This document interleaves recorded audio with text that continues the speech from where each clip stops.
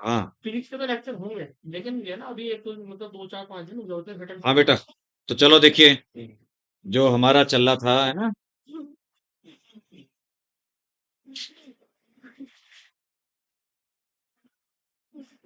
Plant growth, है ना, and development.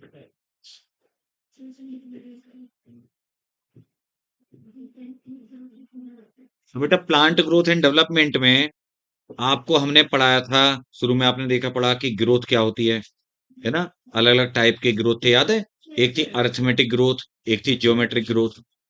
Arithmetic growth में क्या था कि एक एक सेल इंक्रीज हो रही थी हर बार, तो डिवीजन होता था, एक से दो सेल बनी और दो सेल में से एक सेल परमानेंट हो जाती थी और एक सेल आगे डिवाइड करती थी। और बेटा उसके बाद में जो ज्योमेट्रिक ग्रोथ थी, उसमें क्या था कि एक सेल से दो सेल बनी डिवाइड होके और दोनों ने डिवीजन की एबिलिटी रखती थी, फिर दो से चार बन जाती थी, चार से आठ बन जाती थी, वो फास्ट ग्रोथ थी। ठीक है।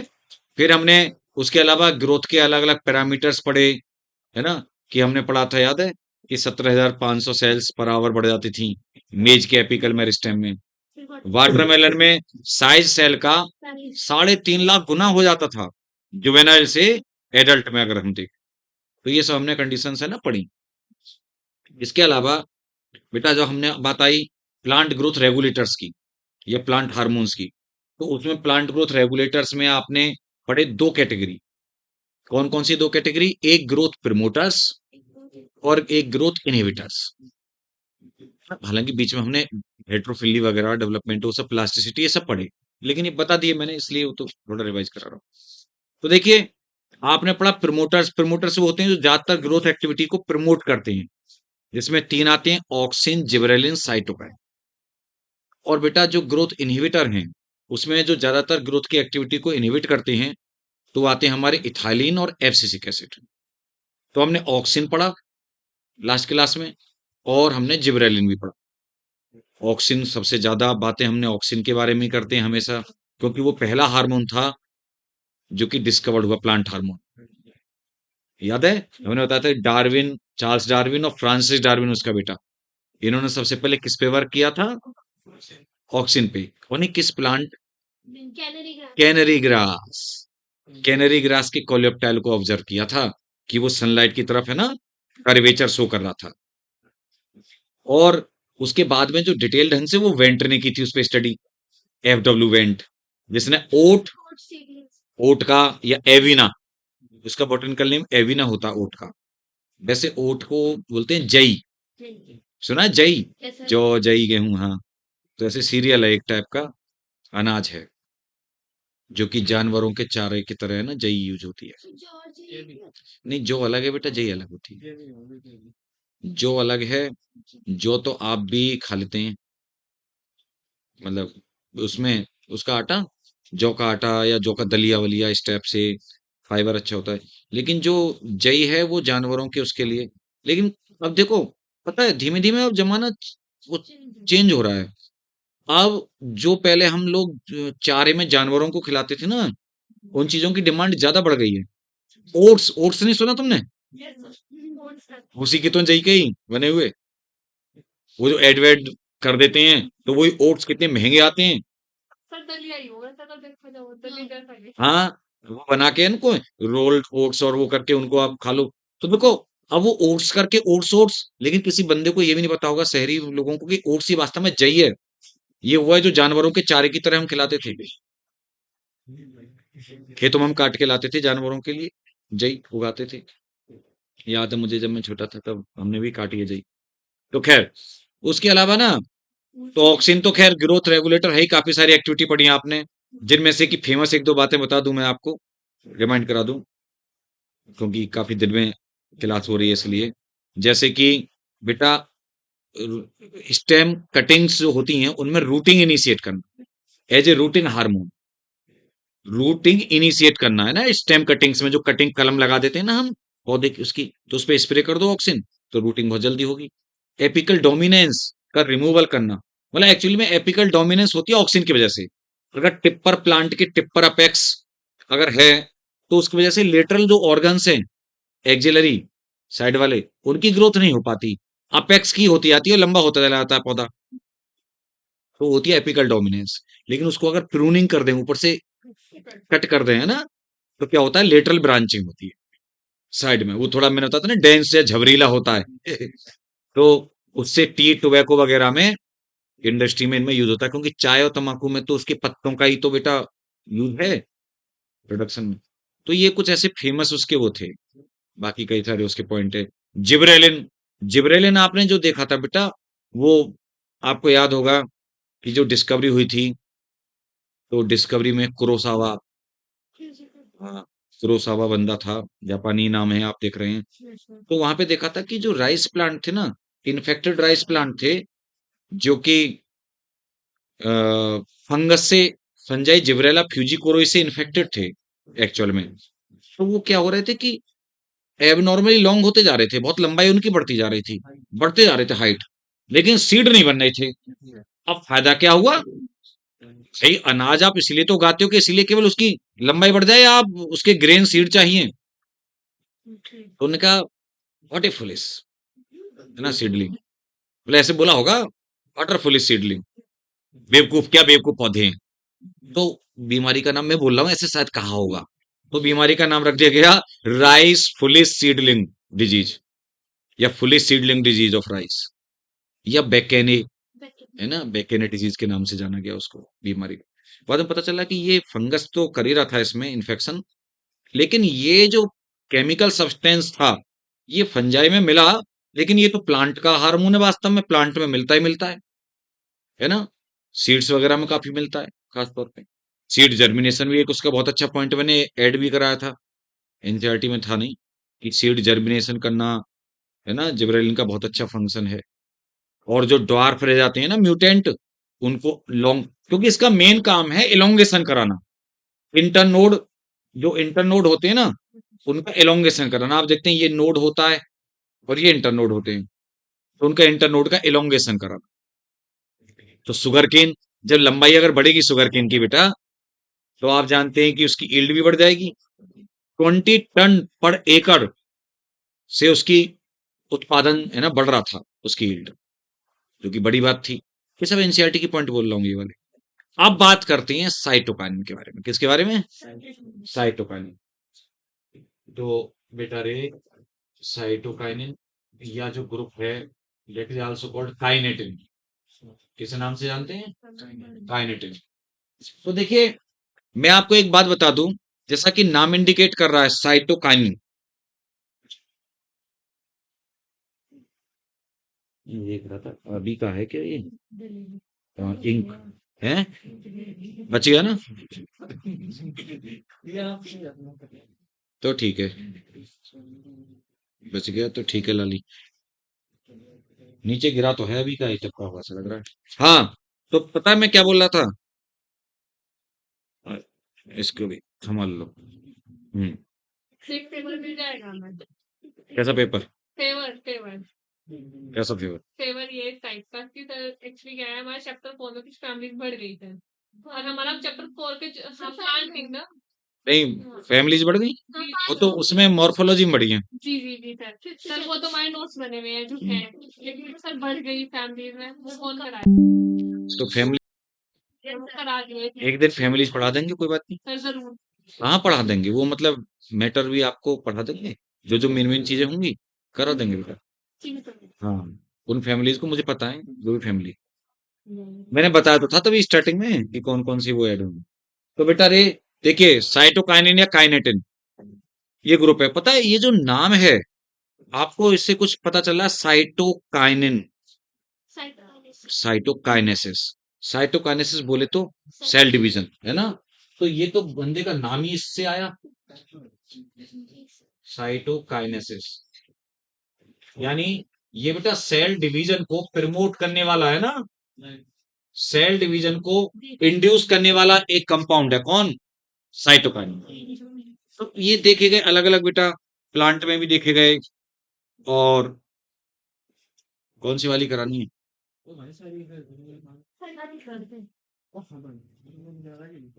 नहीं ये वाली नहीं, इससे तो कोई फर्क नहीं पड़ रहा सच।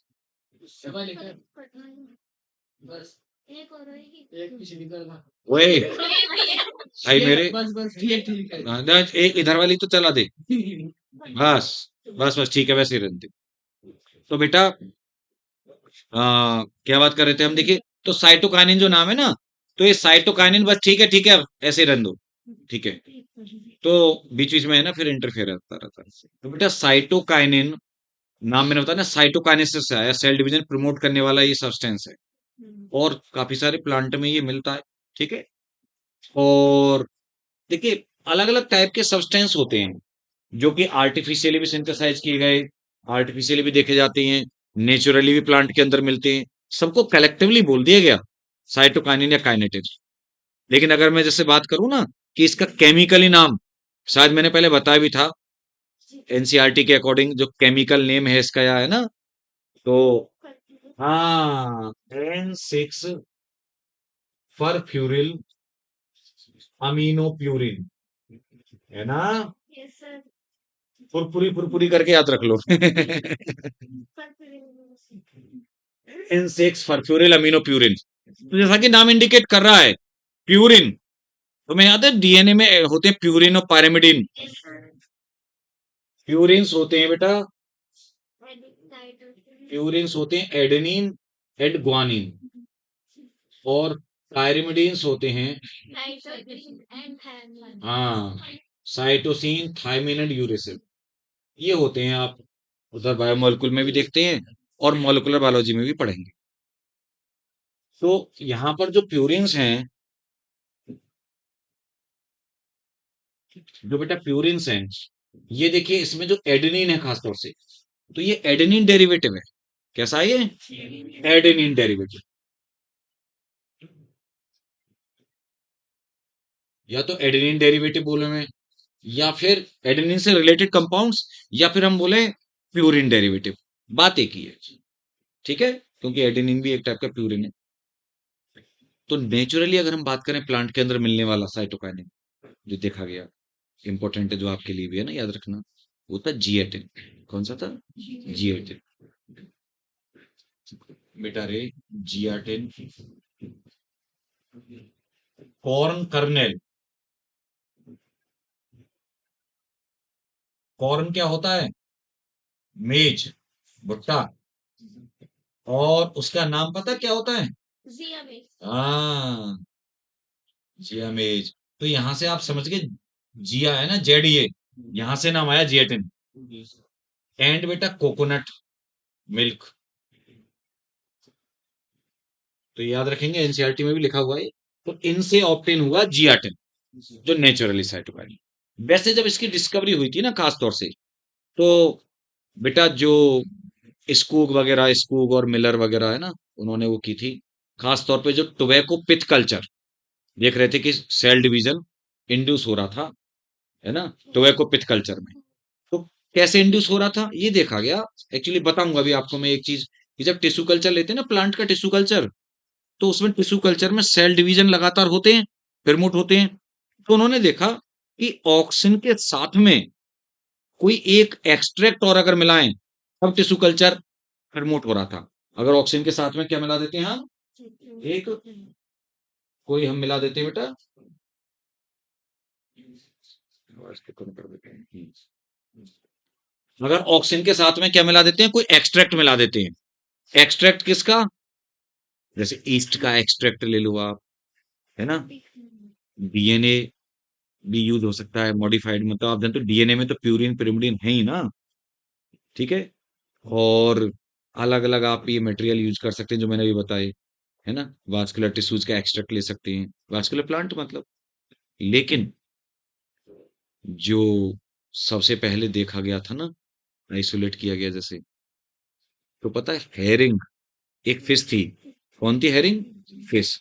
हेरिंग फिश के स्पर्म के डीएनए से आइसोलेट किया था। देखिए साइंटिस्ट कहां कहां तक पहुंच जाते हैं। From DNA of sperm of herring fish, है ना। जो सबसे पहले इसको आइसोलेट किया गया एक्चुअली। और स्कूग मिलर, मैंने बताया ना कि जो साइंटिस्ट जिन्होंने काम किया वो कौन से थे, जिन्होंने इस पे मेन वर्क किया। ठीक है, तो बेटा ये यहाँ पर हमने इसके बारे में बातें की। अब देखिए इसके जो एप्लीकेशंस वगैरह हैं साइटोकाइनिन के, उनके बारे में जान लेते हैं। अच्छा एक चीज और बता दूं, पता है टिश्यू कल्चर में ऑक्सिन साइटोकाइनिन का कॉम्बिनेशन यूज होता है। और पता है टिश्यू कल्चर में यूज होने वाला अकेला साइटोकाइनिन कौन सा है? जैसे ऑक्सिन तो बेटा 2,4-D भी यूज होता है, IA, NA, IVA, ये सारे टिश्यू कल्चर में यूज हो जाते हैं, मैं आपको बता दूं। लेकिन साइटोकाइनिन जो टिश्यू कल्चर में यूज होता है अकेला,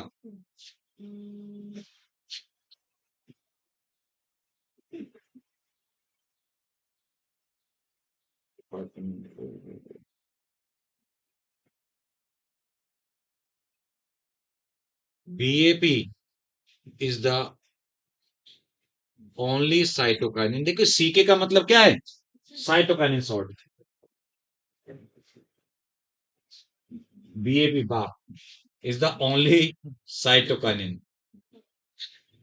used in tissue culture। ठीक है बेटा, ये अकेला साइटोकाइनिन है जो कि टिश्यू कल्चर में यूज होता है। क्लियर? इसका फुल फॉर्म बता देता हूं आपको।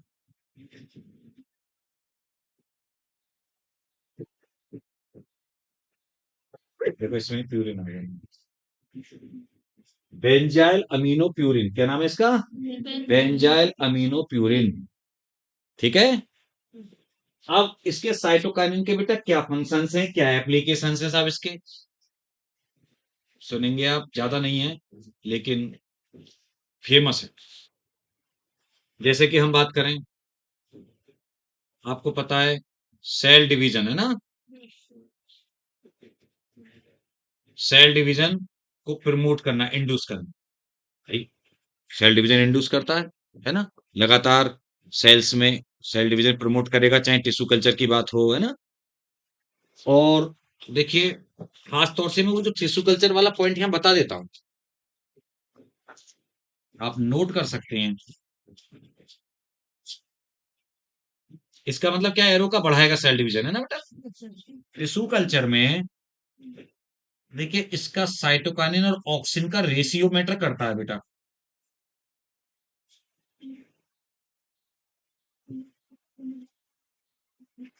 ध्यान सुनना, अगर साइटोकाइनिन ऑक्सिन का रेशियो ग्रेटर देन 1 है, कैसा है, ग्रेटर देन 1, तो पता है सूट डेवलप होगा।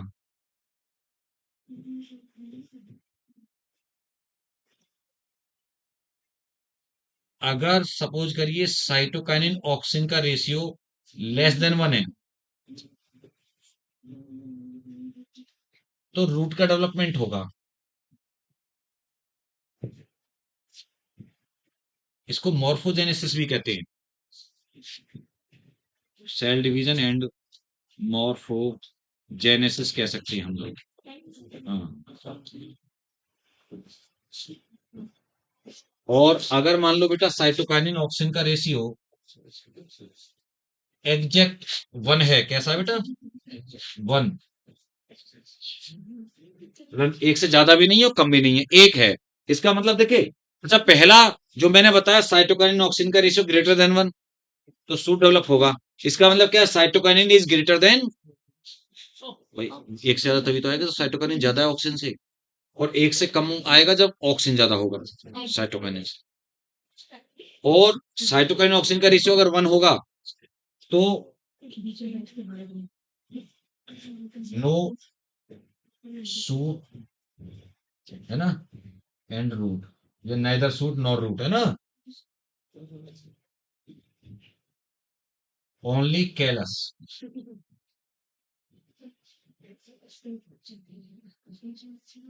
परसिस्ट। देखिए कैलस क्या होता है तुम जानोगे, कैलस का मतलब होता है एक मास ऑफ, मास या ग्रुप ऑफ अनडिफरेंशिएटेड सेल्स, जो लगातार टिश्यू कल्चर में डिवाइड करने वाली सेल्स होती है ना, उनके ग्रुप को कैलस बोला जाता है। जब भी आप कोई प्लांट का पार्ट यूज करेंगे टिश्यू कल्चर में नया प्लांट बनाने के लिए, तो पता है वो जो पार्ट है या सेल्स हैं वो लगातार डिवाइड कर करके पहले कैलस बनाएंगी, फिर उस कैलस से मॉर्फोजेनेसिस होगी, यानी कि मॉर्फोजेनेसिस का मतलब है ऑर्गन का डेवलपमेंट। सूट बनेगी और रूट बनेगी। सूट मतलब ऊपर वाला पार्ट। जैसे देखो, ये एक कैलस सा बना दिया मैंने, है ना, और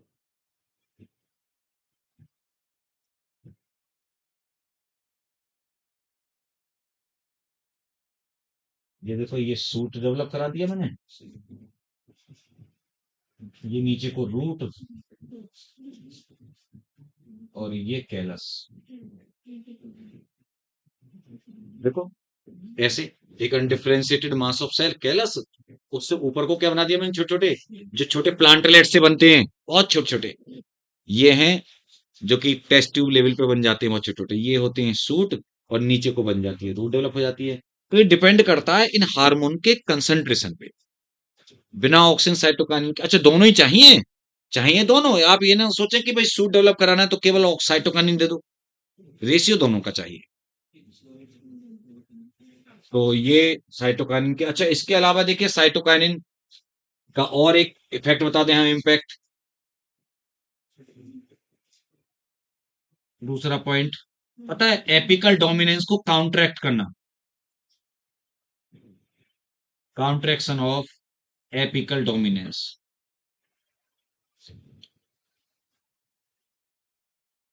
आप जानते हैं ना कि जो ऑक्सीजन है उसकी वजह से एपिकल डोमिनेंस होती है ना। तो या आपको पता है कि एपिकल डोमिनेंस कैसे हटाते थे, या तो उसको ऊपर से टिप को काट दें, है ना, तो एपिकल डोमिनेंस हट जाएगी, लेटरल ब्रांचिंग होने लगेगी। लेकिन अगर आप उसको टिप को नाभि अपेक्स को हटाएं और उसको साइटोकाइनिन दे दें, क्या दे दें, तो साइटोकाइनिन उसको मतलब उसको वो कर देगा अपोज, उसका प्रतिरोध कर देगा किसका, ऑक्सीजन, और उसको एपिकल डोमिनेंस को हटा देगा, तो अपने आप फिर साइड वाले जो ऑर्गन्स है उनकी ग्रोथ होने लगेगी। इसका मतलब ये इसका बहुत अच्छा पॉइंट है, काउंटरएक्शन ऑफ एपिकल डोमिनेंस। ठीक है। और इसके अलावा देखो एक पॉइंट बहुत अच्छा और बता रहा हूं मैं, इधर नंबर 3 लिख रहा हूं मैं साइटोकाइनिन का, delay senescence, delay senescence, Richmond Lang effect.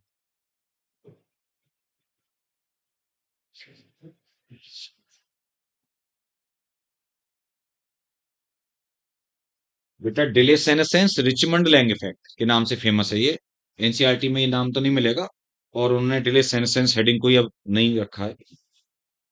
देखो मैं आपको बता दूं, मैंने तब भी बताया था, जब जिब्रेलिन की बात करते हैं तो जिब्रेलिन में तो खास तौर से वो फ्रूट की सेनेसेंस को डिले करता है। सेनेसेंस का मतलब एजिंग, एजिंग होना, तो वो उसकी फ्रूट की सेनेसेंस को डिले करता है। लेकिन साइटोकाइनिन ओवरऑल प्लांट की सेनेसेंस डिले कर रहा है, और खासतौर से लीव्स की, खासतौर से किसकी सेनेसेंस डिले करता है, लीव्स की। तो पता है, आप जानते हैं कि जो पत्तियां हैं वो पीली पीली पड़ जाती हैं, कैसी हो जाती हैं, पीली पीली होके वो गिर जाती हैं, आपने देखा है, तो वो सेनेसेंस ही तो होती है उनकी। तो अगर आपने कोई लीव्स को इवन तोड़ के भी, प्लांट से आपने तोड़ ली पत्तियां या फ्लावर, फूल आपने तोड़ लिया, और उसको तोड़ के आपको क्या है कि वो मुरझाना नहीं चाहिए, सूखना नहीं चाहिए जल्दी, एक आध हफ्ते तक ऐसे रहे ताजा, तो आप उसको साइटोकिनिन के सॉल्यूशन में डिप कर दो, वो फ्रेश बना रहेगा, जैसे अभी तोड़ा है आपने। या पत्तियां पीली नहीं पड़ेंगी, उनकी एजिंग नहीं होगी, क्योंकि साइटोकाइनिन बेटा प्रोटीन और क्लोरोफिल के डिग्रेड होने को रोकता है, उनके डिग्रेडेशन को रोकता है। तो यहाँ पे आप लिख सकते हैं डिले सेनेसेंस में रिचमंड लेंगे इफेक्ट में, साइटोकाइनिन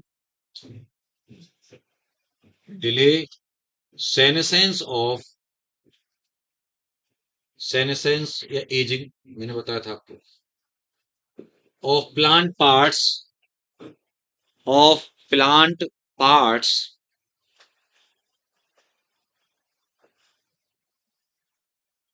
ब्रैकेट में, स्पेशली लीव्स,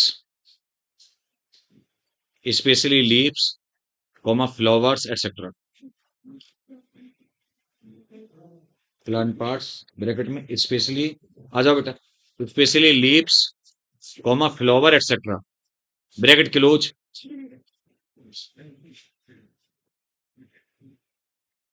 इधर आ जा, इधर इधर।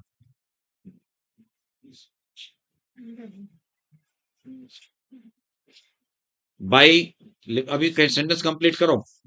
By preventing, by preventing degradation, by preventing degradation, degrade होने से रोकता है ना, by preventing degradation of chlorophyll and protein, by prevent degradation of chlorophyll and protein. ठीक है बेटा, तो ये इसका डिले सेनेसेंस वाला। और पता है ये एंटी एजिंग हार्मोन के नाम से भी जाना जाता है, ध्यान रखना। अगर तुम्हें कोई प्लांट हार्मोन की बात करनी है, एंटी एजिंग हार्मोन, तो वो कौन है? साइटोकाइनिन है। ये जैसे पता है प्लांट में कोई इंजरी हो गई है, कोई उसमें बेटा चोट लगी प्लांट की भी, तो मतलब जैसे डैमेज हो गया है ना भाई, कुछ कट लग गया, कुछ हो गया, तो हीलिंग की जरूरत पड़ेगी ना। तो हीलिंग करने के लिए सेल डिवीजन जल्दी होना चाहिए, प्रमोट। आपको पता है साइटोकाइनिन सेल डिवीजन इंड्यूस करेगा, क्योंकि ये माइटोजन की तरह एक्ट करता है। माइटोजन मतलब माइटोसिस को इंड्यूस करने वाले सब्सटेंस। ठीक है, तो ये बेटा इसके मेन वो बातें हैं किसकी? साइटोकाइनिन की। इसके अलावा देखिए, जो साइटोकाइनिन है, नए नए एनसीईआरटी की मैं बात बोलूं, नए नए क्लोरोप्लास्ट लिप्स में बनाता है ना, नए लिप्स की सिंथेसिस कराता है, उनके अंदर क्लोरोप्लास्ट का फॉर्मेशन कराता है, क्लोरोफिल की सिंथेसिस, मतलब एक तो डिग्रेड होने से रोक रहा है और नए बनाने में भी हेल्प कर रहा है। ठीक है, और कैम्बियम की एक्टिविटी को ऑक्सिन के साथ में ये भी प्रमोट करता है बेटा। ऑक्सिन के साथ में कैम्बियम की एक्टिविटी, वास्कुलर कैम्बियम की एक्टिविटी को इंड्यूस करता है, प्रमोट करता है। ठीक है, तो ये हमारे साइटोकाइनिन के बारे में जानकारी हुई बातें। चलें अब आगे, अब आगे बात करते हैं। अच्छा अच्छा,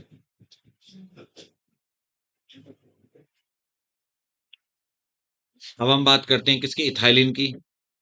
इथाइलिन है, एबीए है, एब्सिसिक एसिड की बात कर लेते हैं। चलो पहले वो छोटे से को निपटा लेते हैं, एबीए।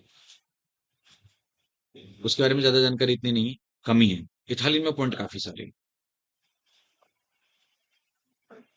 तो आपने देखा ज्यादातर तो मेन साइटोकाइनिन के साइटोकाइनेसिस, वही कैलस मतलब टिश्यू कल्चर में यूज हो रहा है, वही मॉर्फोजेनेसिस वाले पॉइंट है, एपिकल डोमिनेंस को काउंटरैक्ट करना, है ना, और सेनेसेंस।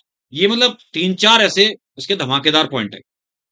ठीक है, बाकी तो क्लोरोफिल वगैरह नया भी बनाता है, नई लिप्स भी बनाता है, ये सब भी आपको मिल जाएगा।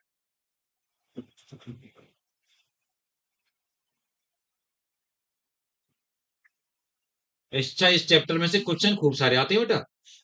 और अब तो आप जानते हैं, दो हट गए चैप्टर, तो आपको पता है इन तीनों में से आने ही आने हैं। दो दो तीन तीन क्वेश्चन तो इनमें से आने ही हैं हर हाल में। और एक क्वेश्चन की वैल्यू भी आप जानते हैं 5 नंबर होती है। कितनी होती है? हाँ, क्योंकि चार सही होने पर, और अगर वो आपका गलत हुआ होता तो एक और बढ़ गया आपका, एक 5 बढ़ गए।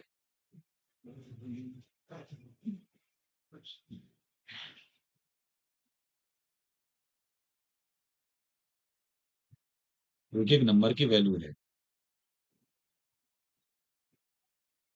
और देखिए, ये बात आपको पता है कि पहले के जो लोग हैं, ये जो पहले डॉक्टर बने, काफी आपके पेरेंट्स की एज वाले लोग हैं, उस समय पर पेरेंट्स या दादाजी के टाइम के, तो और ज्यादा, उस टाइम पे डॉक्टर बनना बहुत आसान था, है ना, कंपटीशन नहीं था। लेकिन पढ़ाई करना मुश्किल था। मतलब मैं आपको बता दूं कि नॉर्मल पढ़ाई भी करना मुश्किल था। रिसोर्सेज नहीं थे लोगों के पास, लाइट नहीं थी, है ना, उसमें लैंप में वो जो होती है लालटेन वालटेन, दीपक की रोशनी, ऐसे लोग पढ़ते थे। मेरे पास में तो इवन मेरा ये जो बचपन बीता होगा, तो तब भी लाइट तो थी, लेकिन समझ रहे हो ना आप, बहुत लाइट कम, बहुत कम हाँ, गाँव में ना बेटा कभी 1-2 घंटे के लिए लाइट आ गई, तो हम लोग वही मिट्टी का तेल वाला दीपक होता था या लालटेन होती थी जिसमें है ना मिट्टी के तेल से वो बत्ती सी होती है वो उसकी हाँ, बत्ती सी बनी होती है ना एक वो, उस पे वो जलती रहती थी तो हम उससे पढ़ाई करते थे। सारे बोर्ड के पेपर में भी हमने एग्जाम 10th के ऐसे ही पढ़ाई की करते थे उससे। या फिर धूप निकल आती थी दिन में तो फिर उसमें बैठ जाते थे, सर्दी के मौसम में धूप सी आ जाए तो बस उसमें बैठ के पढ़ते रहते थे। तो पता है आज की डेट में फैसिलिटीज बहुत सारी हैं, बहुत अच्छी सुविधाएं आपको मिल गई हैं, और हर कोई पेरेंट्स अपने बच्चों को कोशिश करता है कि भाई उसे तैयारी का अच्छा माहौल मिल जाए। लेकिन कंपटीशन बहुत जबरदस्त है। उस समय जो कंपटीशन नहीं था कि जो पढ़ गया वो बन गया, पढ़े हुए सब हैं, बनना बहुत मुश्किल है। मेरी बात समझ रहे हो ना आप? कंपटीशन इतना ज्यादा है। बट एक चीज अभी रिसेंट में जो कुछ सालों से अच्छी हुई है कि जो गवर्नमेंट ने ये शुरू कर दिया ना नीट का एग्जाम, नीट का। और जैसे मतलब पहले प्राइवेट कॉलेज में ये होता था बेटा कि जैसे गवर्नमेंट में तो आपने चली गई, प्राइवेट कॉलेज में लोग बाग पहले ही सीट बुक कर लेते थे। बच्चा इंटर में है उनका, पैसे वाले लोग हैं मान लो, काफी पैसे वाले लोग हैं, तो पता क्या करते थे वो कि पहले से ही सीट बुक कर दी।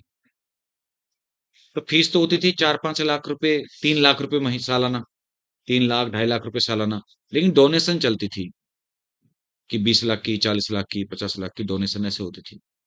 क्योंकि एमबीबीएस प्राइवेट बहुत महंगी होती है आप जानते हो, 70-80 लाख की प्राइवेट होती है एमबीबीएस में पूरी साल, कम से कम। विदेशों से सस्ती हो जाती है, रसिया वसिया से या कहीं विदेशों से जाके वहां से सस्ती हो जाती है थोड़ी। लेकिन फिर उसकी बहुत थोड़ी प्रॉब्लम है, वहां से आपको यहाँ एक एग्जाम आके देना पड़ता है तब आप प्रैक्टिस कर सकते हैं, नहीं तो बेकार वो डिग्री। और उसमें पास होने का परसेंटेज बड़ा कम है लोगों का, 20-25% ये जो यहाँ पे क्वालिफाई कर पाते हैं उस एग्जाम।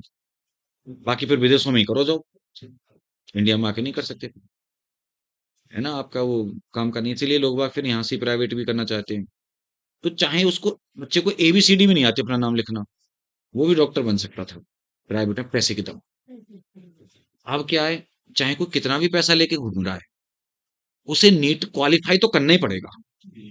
मतलब कम से कम उसे 720 में से 130-35 नंबर तो लाने ही पड़ेंगे टोटल मिला के पहले तो वो भी। और देखो मैं तुम्हें एक बात बता दूं, तुम कहोगे 130-35 नंबर तो बहुत ही कम होते हैं सर जी। बिल्कुल सही बात है, कम होते हैं बहुत, मैं मानता हूं कि 16% नंबर बैठे पता नहीं कितने। लेकिन पता है जैसे 21 लाख बच्चे बैठे थे, तो उन 21 लाख में से 50% लोगों के करीब 10.5 लाख बच्चों के इतने नंबर थे। यानी कहने का मतलब यह है कि 10-11 लाख बच्चे जो बैठते हैं 21-22 लाख में से, वो तो वो नंबर भी नहीं ला पाते। तो उनमें भी तो बहुत से ऐसे पैसे वाले बच्चे मतलब घर के होंगे कि जो कर सकते थे पहले प्राइवेट। और जब डॉक्टर्स ऐसे बनेंगे जिन्हें कुछ भी नहीं आता होगा, जिन्हें ये भी नहीं आता, तो वो तो पेशेंट को मारेंगे ही ना बेटा, सही करने के बजाय। आप देखिए ये बहुत बड़ी वो है ना, ये जो देश को चलाने वाले ऐसे इंजीनियर्स जो हैं, डॉक्टर्स हैं, तो ये तो योग्य लोग होने ही चाहिए ना बेटा। चलिए, तो देखिए हम बात को आगे बढ़ा रहे थे, जो हमारा एबीए है, क्या बोलते हैं इसको, एबीए, एब्सिसिक एसिड। तो बेटा ये जो एब्सिसिक एसिड या एबीए है, इसकी 3 अलग-अलग इंडिपेंडेंट रिसर्च हुई। जब इसकी डिस्कवरी की बात करें ना, तो इंडिपेंडेंट रिसर्च हुई। एक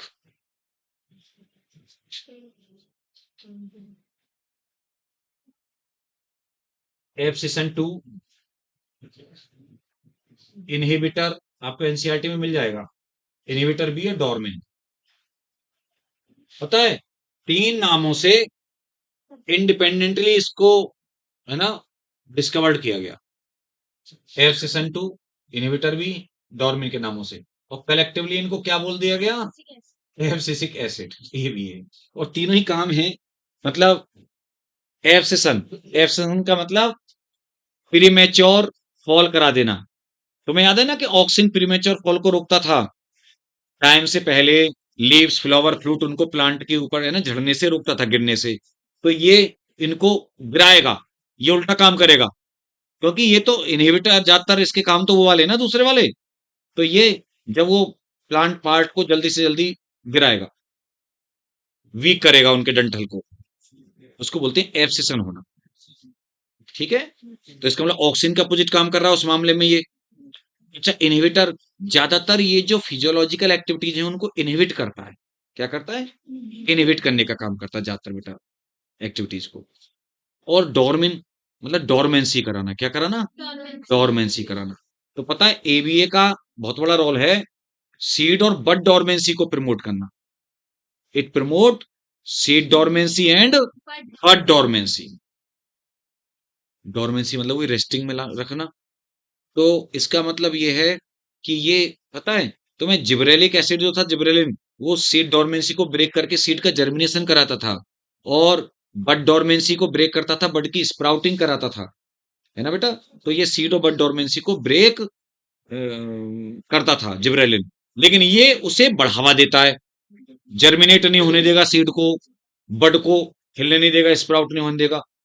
ठीक है, तो ज्यादातर फंक्शन में एनसीईआरटी बोलती है कि ज्यादातर फंक्शन में जिबरेलिन के एंटागोनिस्टिक काम करता है। कैसे काम करता है? एंटागोनिस्टिक का मतलब बेटा opposite, antagonistic to gibberellic acid in most of the function. लेकिन मैंने बताया एब्सिशन के मामले में वो एंटागोनिस्टिक टू ऑक्सिन था, है ना?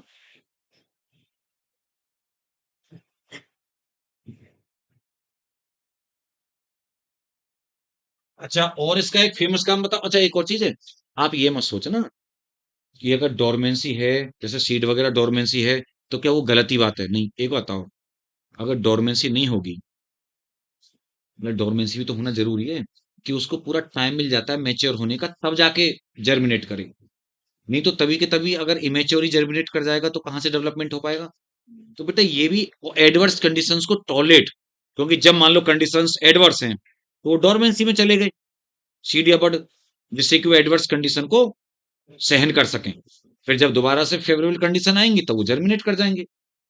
दूसरा, अगर ये गेहूं चावल मक्का ये अगर डोरमेंसी में नहीं रहती और खेतों में बनते ही और ये जर्मिनेट हो जाते, तो हम खाते क्या? हम उन्हें स्टोर कैसे कर पाते? तो बेशक उनके फंक्शन बेटा इनहिबिटर वाले हैं, लेकिन हैं तो प्लांट के फायदे के लिए ना, अल्टीमेटली। ये मत सोचना कि कोई दुश्मन है प्लांट के, ठीक है?